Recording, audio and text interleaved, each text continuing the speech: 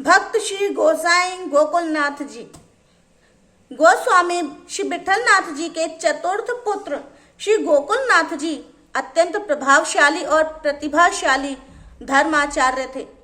आपने अनेक विद्वानों से शास्त्रार्थ कर पुष्टि मार्ग के प्रभाव को व्यापक बनाया। आपके जीवन की सर्वाधिक प्रसिद्ध घटना माला तिलक प्रसंग है। कहा जाता है कि बादशाह जहांगीर के राज्य में चिद्रूप नामक सन्यासी के प्रभाव में आकर एक राजकीय आदेश निकला कि कोई ऊर्ध्व पुंड्र तिलक वैष्णवी तिलक ना करे और ना ही तुलसी की माला गले में पहने। श्री गोकुलनाथ जी की प्रेरणा से वैष्णवों ने इस आदेश का प्रबल विरोध किया, सत्याग्रह किया और स्वयं गोकुलनाथ जी अत्यंत वृद्ध होने पर भी बादशाह जहांगीर से मिलने के लिए कश्मीर गए। उनसे प्रभावित होकर वैष्णवों की माला और तिलक धारण करने की पुनः राजकीय अनुमति मिली। श्री गोकुलनाथ जी संस्कृत के विद्वान होने के साथ ही ब्रज भाषा के भी उत्कृष्ट लेखक थे।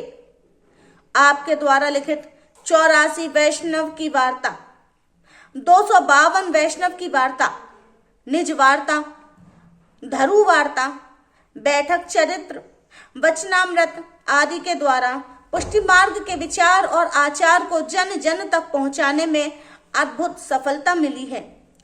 श्री गोकुलनाथ जी ने जन मानस में पुष्टि मार्गीय सिद्धांतों और जीवन प्रणाली को स्थापित करने में अपूर्व योगदान किया।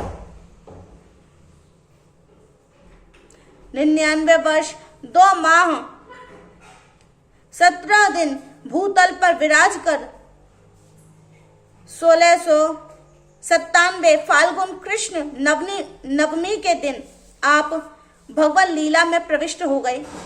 आपका वियोग न सह पाने के कारण आपके 78 सेवकों ने भी शरीर छोड़ दिया। आप अत्यंत लोकप्रिय एवं त्यागी धर्माचार्य थे।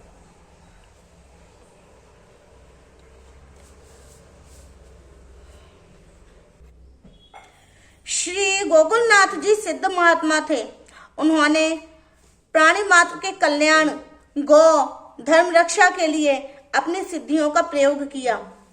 कहते हैं कि एक बार दिल्ली का तत्कालीन बादशाह मथुरा को आया और औरंगाबाद में उसका पड़ाव पड़ा। उसने लोगों से पूछा कि आजकल यहाँ करामाती हिंदू फकीर कौन है। लोगों ने श्री गोकुलनाथ जी का नाम बताया और इनकी प्रशंसा भी की। बादशाह ने एक मंत्री को भेजकर प्रार्थना की कि आकर दर्शन दीजिए। आप पालकी में विराजमान होकर अपने परिकर सहित पधारे। बादशाह ने एक चबूतरा बनवाया था। उसमें हड्डियों को भरवा के ऊपर से लीप पोत कर उस पर कंबल, बाघंबर आदि बिछवा दिए थे। इनके पहुंचने पर स्वागत करके इन्हें उसी पर बैठने को कहा। आपने अपने जल पात्र से लेकर जल छिड़क दिया और बैठ गए। बादशाह ने पूछा, आप जिस वेदिका पर बैठे हैं उसके भीतर क्या है? आपने उत्तर दिया, गुलाब के फूल। बादशाह ने प्रार्थना करके श्री गोसाई जी को दूसरे तख्त पर बैठाया और चबूतरे को खुदवाया तो चारों ओर ताजे गुलाब के फूलों की सुगंध फैल गई। फूलों को देखकर बादशाह आपके चरणों में झुक गया, सेवा के लिए प्रार्थना करने लगा।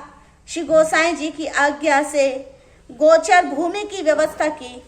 व्रज के तीर्थों में, वनों में शिकार न करने की पुरानी राज आज्ञा को दृढ़ता से लागू किया। एक बार की बात है, एक ब्राह्मण अपनी कन्या के साथ कहीं जा रहा था। दुष्ट यवनों ने उससे कन्या छीन ली। ब्राह्मण रोता हुआ श्री गोकुलनाथ जी के पास आया। समाचार सुनकर आपको दया आ गई। आपने एक कायस्थ शिष्य को, जो उस यवन सरदार के यहाँ पर मुंशी था, कहा कि उससे कह सुनकर विप्र कन्या को वापस करा दो। उसने कहा, महाराज ये यवन बड़े ही अत्याचारी हैं, मेरे कहने से नहीं मानेंगे। तब आपने श्रीनाथ जी से प्रार्थना की। उसे स्वप्न हुआ, पर ध्यान नहीं दिया तो श्रीनाथ जी आधी रात को गए और सोते हुए यवन सरदार के मुख पर पैर से एक ठोकर मारकर कहा, क्यों रे, तूने मेरी बात नहीं मानी? वह घबरा कर उठा। अत्यंत भयभीत होकर प्रातः उसने अपने दरबारियों से सलाह की और पूछा कि मेरा भय कैसे दूर हो। तब उस कायस्थ शिष्य ने कहा, आप श्री गोकुलनाथ जी गोस्वामी जी के पास चलिए, वे आपका भय दूर कर देंगे। यवन सरदार श्री गोसाई जी के पास आया और अपनी विनती सुनाई और कहा, मैं आपकी हर आज्ञा मानूंगा।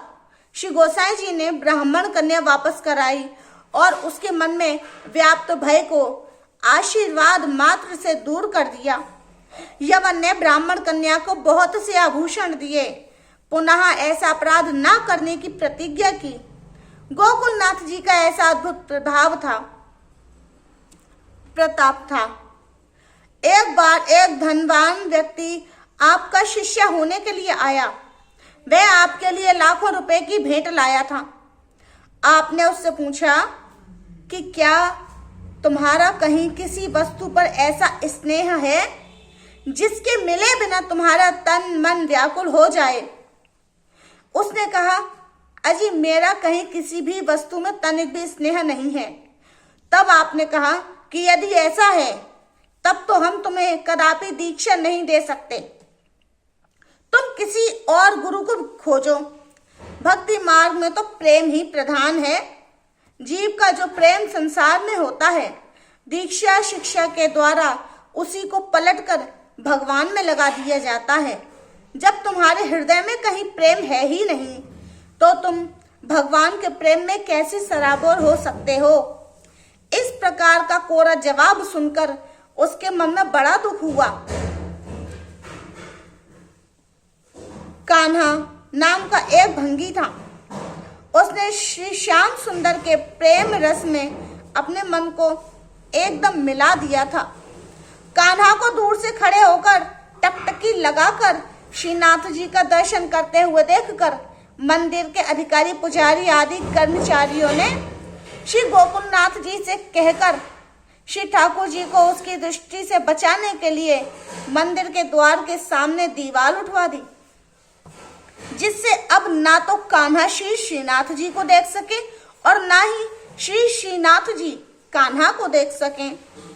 तब रात्रि में श्री श्रीनाथ जी ने स्वप्न में कान्हा से कहा कि इस नई दीवार की ओट मुझे बहुत कष्ट दे रही है, अतः तुम श्री गोकुलनाथ जी से शीघ्र कहो कि बहुत जल्दी इस दीवार को हटवा दें, जिससे कि मैं बिलछू कुंड की शोभा का दर्शन कर सकूं। तुम्हें दर्शन न होने से जो कष्ट है उसका हमें ख्याल है। इसी प्रकार प्रेम प्रवीण श्रीनाथ जी 3 दिन तक लगातार स्वप्न में कान्हा को आज्ञा देते रहे। तब कान्हा हिम्मत करके श्री गोसाई जी के द्वार पर गया और द्वारपाल से बोला, आप श्री गोसाई जी से मेरी प्रार्थना सुनाइए कि कान्हा आपसे कुछ बात करना चाहता है। यह सुनकर द्वारपाल ने नाराज होकर कहा, अरे तू श्री गोसाई जी से बात करेगा? इतने में किसी ने श्री गोसाई जी से कहा कि कान्हा आपसे कुछ कहना चाहता है। तो आपने कहा, उसे शीघ्र बुलाओ। आने पर श्री गोसाई जी ने कहा, अहो कहो तुम क्या कहना चाहते हो? तब कान्हा ने वही बात कही जो श्री श्रीनाथ जी ने उससे कही थी। सुनकर श्री गोकुलनाथ जी बड़े ही हर्षित हुए कि अहो श्री श्रीनाथ जी ने मुझे अपना मानकर मुझसे कहने को कहा है। फिर तो आप कान्हा से बड़े ही प्रेम से मिले और बोले, यदि श्री श्याम सुंदर ने मेरा नाम लेकर कहा है तो अब उनकी बात नहीं टलेगी। श्री गोसाई जी ने तुरंत दीवार गिरवा दी और कान्हा को उनका अनन्य सखा जानकर एक पारस भोजन देने की आज्ञा दी।